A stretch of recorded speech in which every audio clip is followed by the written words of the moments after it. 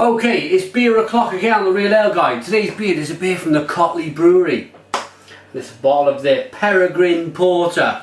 Finest Somerset beers, it's bottle conditioned, established, I've just looked at the bottle, established 1979.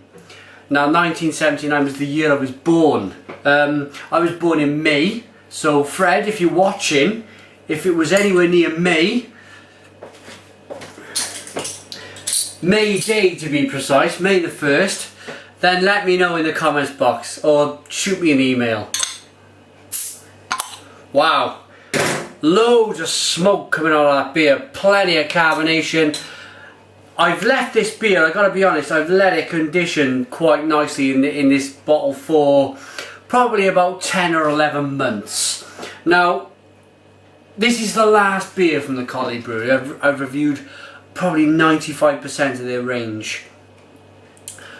I wanted to age one of their beers just to see what kind of flavours I can pull out of it. And what better a beer to age than a porter. So I've chosen this porter. It's coming up, like as I said, 11 months old. It's 5% ABV, so there's going to be no kind of problem. Anything over, or 5% and around, or anything over that, you can age for somewhere 13, 14 months, maybe even longer. So there's plenty of life left in this beer. Using my nice Cotleigh beer glass as well there. Let's see what we get from this nice looking porter. That'll do for now. It is a bottle conditioned beer. I don't want to release any of that sediment at the moment. There you go. Beers of prey. All their beers are kind of centered around wild birds of prey. Money, I'll read it out later on, but money kind of, I think quite a bit of money goes towards the Hawk and Owl Trust down in Somerset there. But back to the beer in hand. It's very dark, as you would expect from a porter. There's a nice amount of carbonation. It's a one finger head. It's off-white, it's creamy. Let's give it a wash round and get my nose in this one. Really like kind of dark, mysterious, dark fruits. Like if you were walking through a forest and you come across a load of, I don't know, like some raspberries or some blackberries or something. Some blueberries. It's also got a really big spirity nose, kind of like a Christmas cakey type of spirity Christmas cake where you've poured some Christmas spirit on the top of the cake and whacked it in the oven, opened the oven door, you got that waft of kind of Christmas cake spirity nose, kind of a little bit brandy-ish. Oh, it smells divine. I'm going to tuck into this one.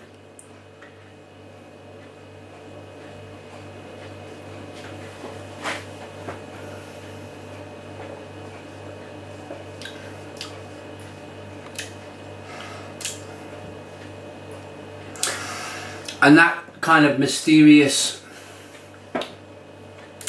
it's nice and bitter on the back end. This one's very, very vinous. So the nose, I was picking up that kind of dark fruit, comes through in the taste as a big vinous tasting porter.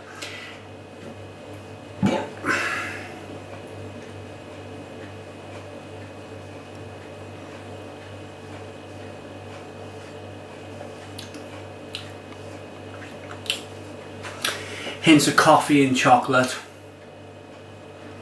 Definitely in the middle, like a roasted, one of them Italian coffees. You go and spend a bit of money on a coffee. The middle there is a nice, strong kind of Italian latte coffee in the middle, and then that gives way again, as I mentioned earlier, to that nice, it's a vinous red wine, kind of oaky barrel aged type of taste, and it's something which I started picking this flavour up in porters about a year ago. It was always a mystery to me because I started reviewing beer and getting into beer at the start of my channel. So you guys have been watching, you may be the most experienced beer drinker out there. Sitting watching this channel and just seeing my taste buds progress over time. So yeah, as I say, this big vinous kind of taste I've been picking up about a year, and the more I pick it up, the more I like it. It's very, very good.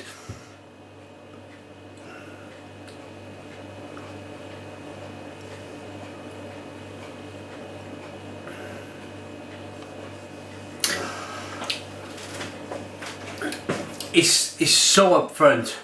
As soon as the beer hits your tongue, it's vinous, then it's coffee, chocolate, cappuccino, cafe latte, and then it becomes vinous again, and then it becomes really bitter on the back end, coming from the hops. It's got so much to this beer. There's so many different flavours that are being pulled from this beer. Is,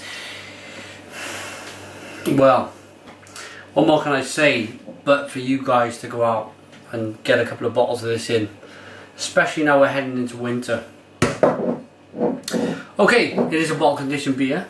Look at the way the beer's held its head all the way down. It's bottle conditioned. I want to show you guys, if you're new to real ale, what a bottle conditioned beer is. It's where the brewer adds yeast to the beer. It's the second fermentation process, so all of the head, all of the carbonation.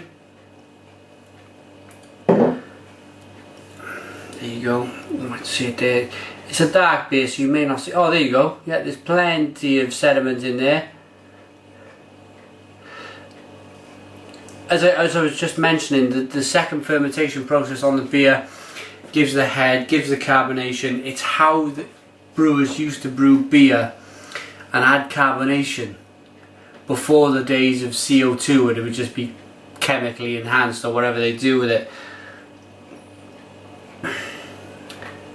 This sediment in the glass, if you buy a beer like this, you pour it out, because let's be fair, if you bought beer before and you poured it out, you wouldn't get any sediment if you were drinking a lager. But if you were to try a real ale and you pour this out and you see all this sediment, I wouldn't worry too much about it. It's never done me any harm. It's just yeast. It's packed full of vitamins, so not to worry there. I'm going to give this a final thought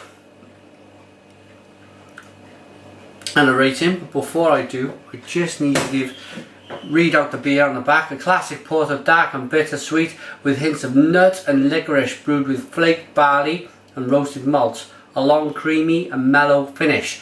www.cotleighbrewery.com. Check these guys out. I believe they're just getting into Facebook and Twitter as well, which is always a good sign. And that's the Peregrine Porter from the Cotleigh Brewery. Thanks to these guys for sending me their range of beers. This is the last one from them. Looking forward to taking this away in the living room now. But before I do, I'm going to give you a rating.